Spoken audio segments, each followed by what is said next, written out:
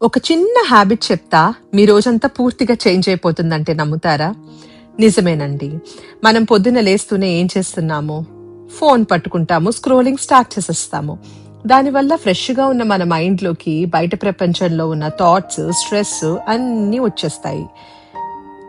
దీనివల్ల ఏమవుతుంది? మన ఎనర్జీ తగ్గిపోతుంది. ఇలా చేయకుండా రోజు లేచాం కదా, ఇదే మనకొక బ్లెస్సింగ్ అని అనుకోండి. మన శ్వాస ఆడుతోంది, మన చుట్టుపక్కల ఉన్న వాళ్ళందరూ సేఫ్గా ఉన్నారు, దానికి కృతజ్ఞత చూపించండి.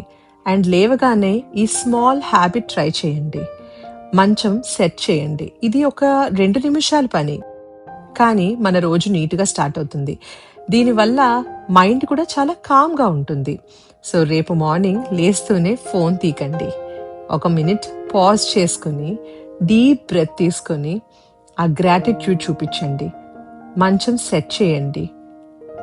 ఇది చేసి చూడండి, మీ రోజులో ఎంత చేంజ్ కనిపిస్తుందో మీరే చూస్తారు.